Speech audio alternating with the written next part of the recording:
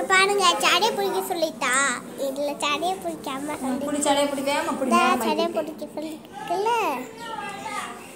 சரி நீ தண்ணிய சடைய பிடிக்க சொல்லுவீங்க அம்மாக்கு பிடிக்குமா பிடிக்காது தண்ணிய போடுறீ தண்ணிய போடுறா பண்ணிக்கங்க அவதே ஏறா நானு இன்னைக்கு எங்க